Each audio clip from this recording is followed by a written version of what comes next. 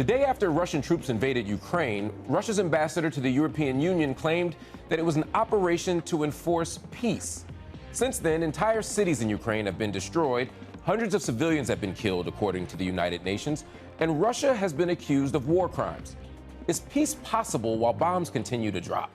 And what's Russia's end goal in Ukraine? I'll ask Russian ambassador to the European Union, Vladimir Chizhov, in an upfront special.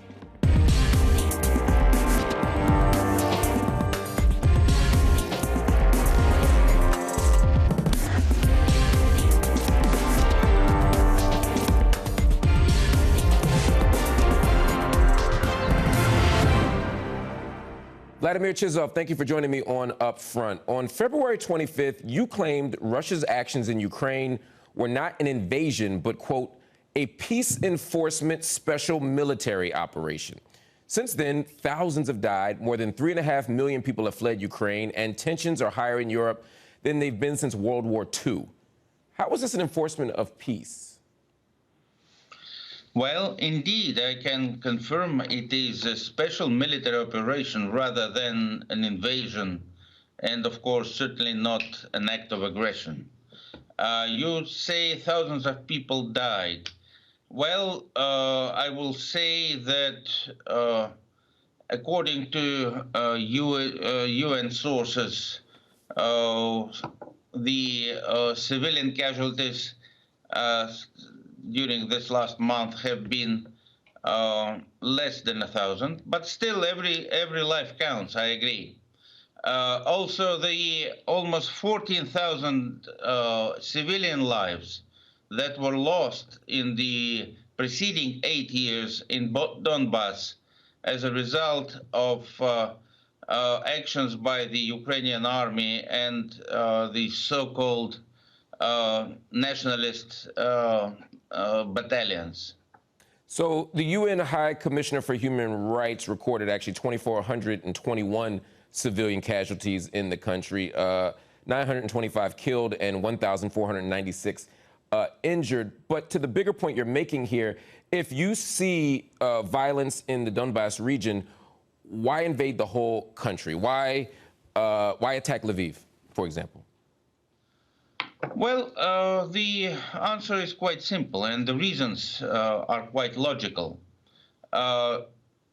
If the situation in Donbass proper is settled without any change in the policies of the Kiev regime, then that boundary between the two now independent republics of Donbass and the Ukrainian government-controlled territory would have become a constant source of tension and clashes, including the use of firepower and military actions. With Russian forces everywhere, with tanks rolling through cities, would you, in retrospect, still say that this has been an enforcement of peace? Actually, the tanks are not rolling through cities. The Russian armed forces are acting very, I would even say delicately, without actually entering big cities like Kiev or Kharkov.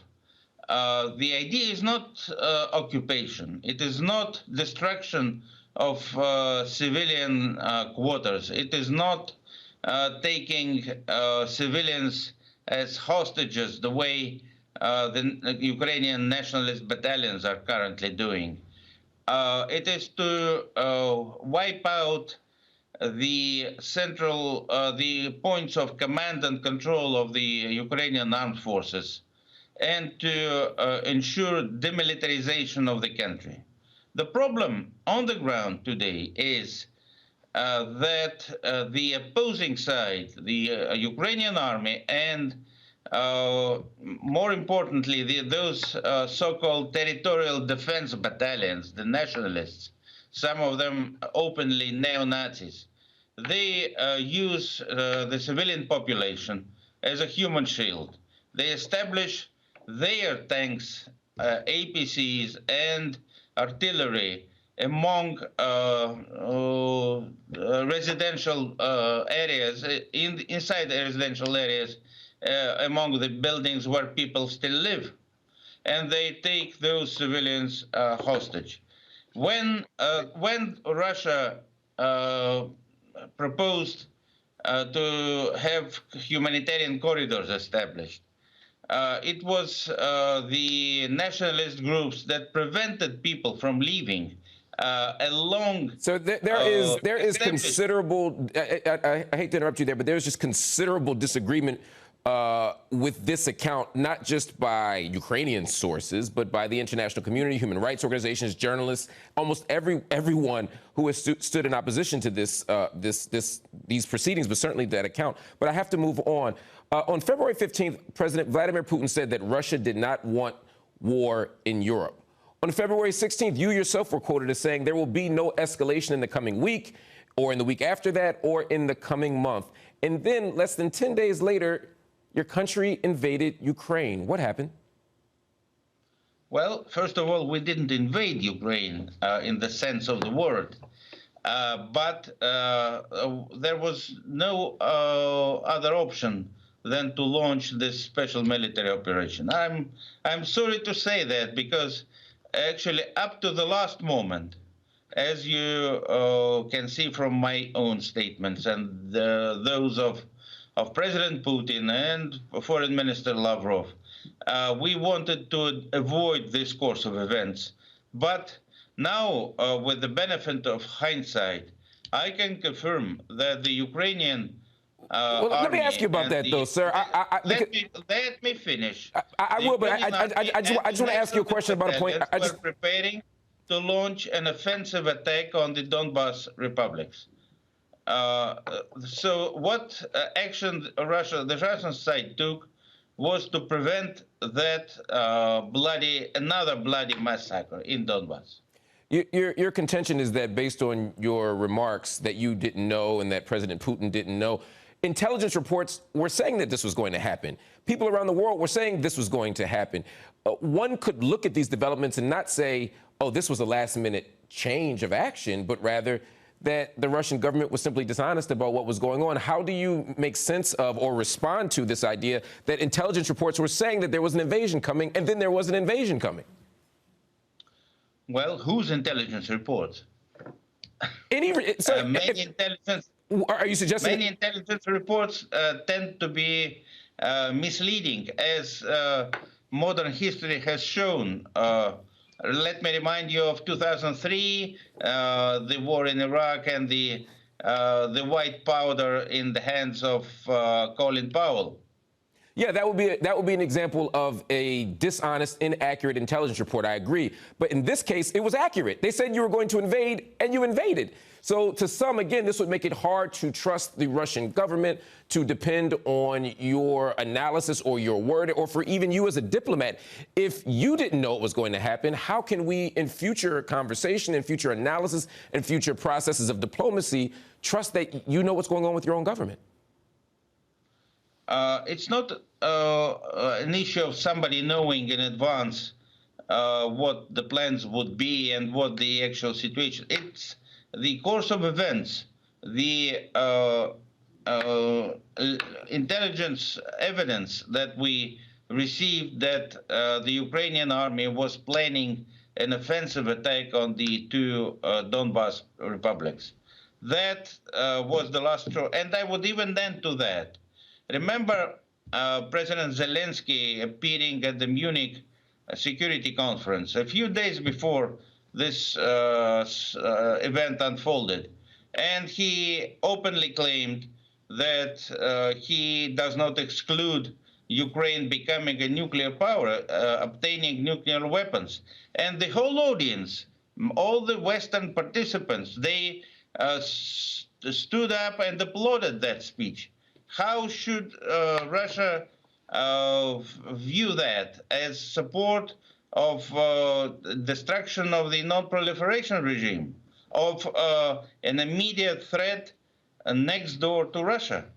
One could actually argue that any disruption of a non-proliferation agreement will be coming from Russia. Ukraine yielded all of its nuclear weapons in exchange partly for sovereignty, and that's the very thing that's being violated now. But we have to keep going here. The UN International Court of Justice in The Hague has ordered your country to halt its invasion of Ukraine because of a lack of evidence to justify the war. The Council of Europe has expelled your country from its human rights body, and the UN has overwhelmingly voted to reprimand Russia's actions in Ukraine. Are your government's actions not a glaring violation of international law? Of course not. First of all, the Council of Europe did not expel Russia. Russia made a decision to withdraw from the Council of Europe. That was the day before any actions were taken in Strasbourg. Secondly, the International Court of Justice has taken its decision on a wrong, legally unsound basis.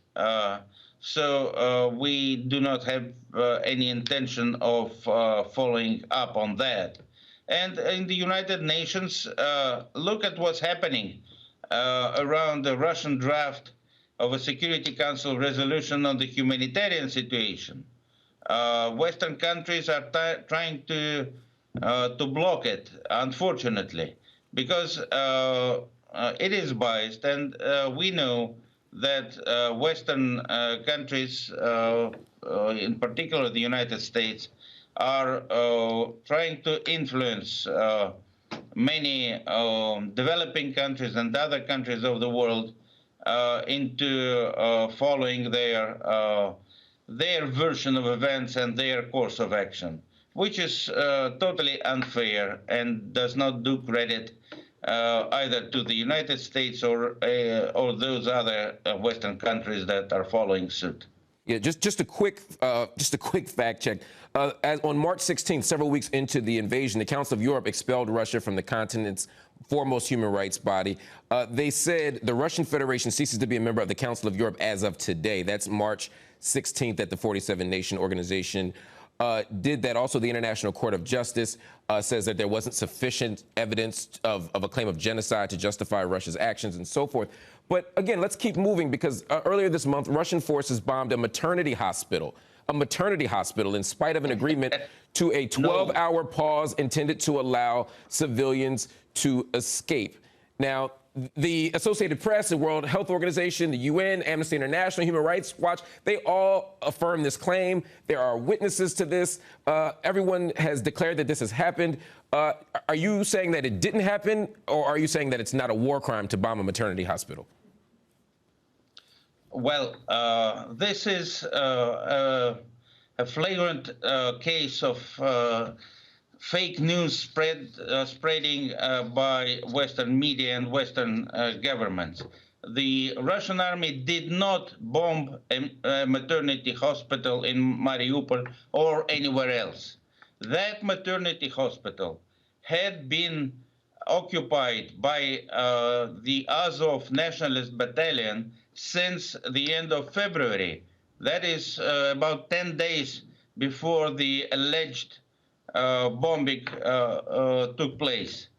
And they kicked out all the doctors, all the pregnant women, all the newborn babies, and established themselves inside that maternity hospital. That is a fact.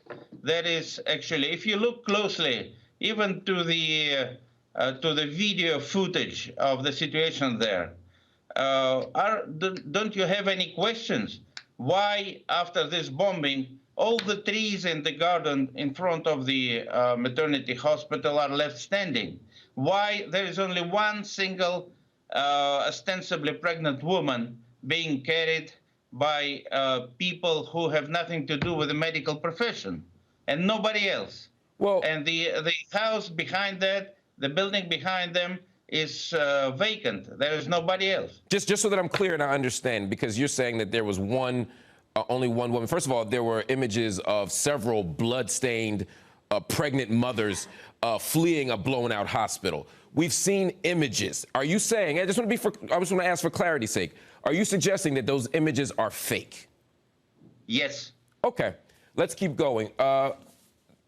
what about the bomb that was dropped last week on a theater in Mariupol where hundreds of civilians were sheltering? We have satellite images easily visible from an aircraft that revealed that outside of this building, painted in very large letters, was the word children. That's a war crime, no? Yes, it was a war crime to paint those letters, and the crime was perpetrated by the same Azov battalion that took a few hundred civilians, put them into the basement of the theater, and on top of that, they established their headquarters in the building.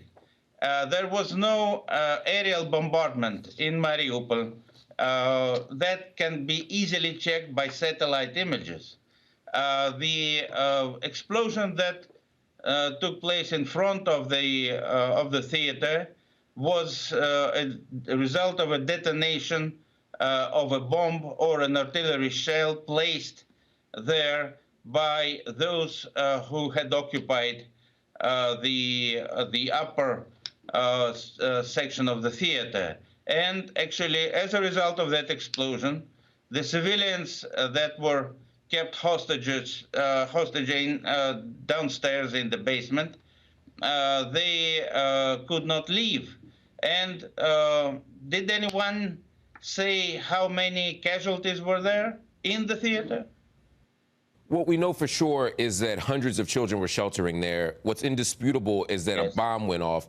You're simply suggesting that Russia's not responsible for it. That stands, again, in sharp contrast to other accounts, to expert opinion, to outside journalists, and to the very satellite images that you say would exculpate you. But let's keep going.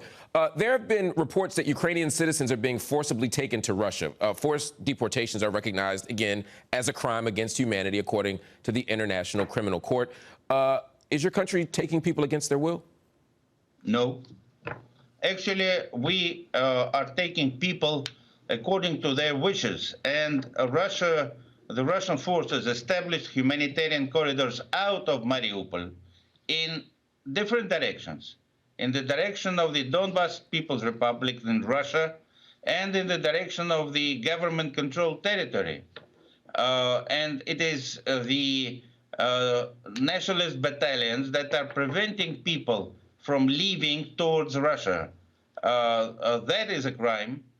Whereas, you know, over 350,000 citizens of Donbas and Ukraine, they voluntarily left to Russia and are accommodated there by the various Russian regional authorities. Again, the claim here is that between 4,000 and 4,500 Mariupol residents were forcibly moved, but we'll continue to monitor this. That is a claim that has nothing to do with reality.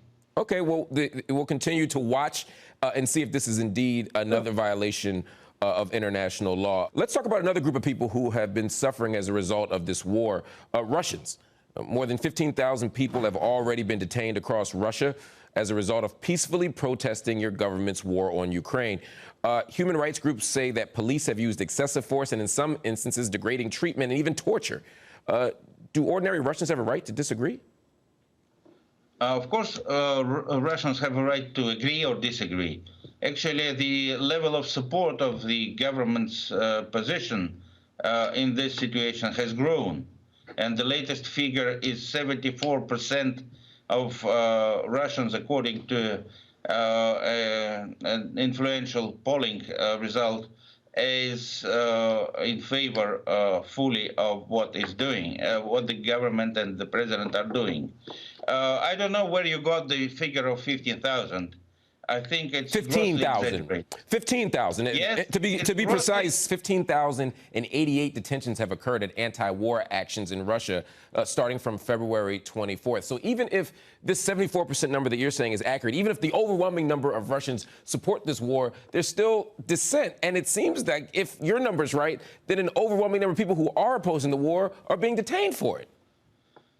The latest show of support was quite visible last Sunday. If you saw the image from the Luzhniki Olympic Stadium, there were 203,000 people participating in a rally and concert in support of what Russia and its army are doing. Of course, there are cases of disagreement, but I think the figure of 15,000 is a gross exaggeration. How many people have been arrested for anti-war actions then? What number is more accurate? I don't know. I think it's a very small number. And I need to add that the Russian police is employing very, I would say, light measures to dispel those protests, incomparably more humane than many of the police actions, even in the European Union, not to say other countries. Last week, we saw reports that there had been progress in negotiations between Russia and Ukraine. But as German Foreign Minister Annalena Baerbock said, if one side speaks about peace talks and at the same moment bombards hospitals and buildings, then this is not really about talks. What will it take for the Kremlin to withdraw troops from Ukraine?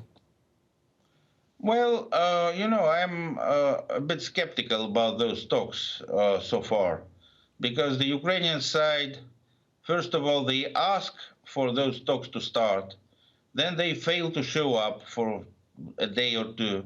Then when they ultimately show up, they have no instructions to proceed.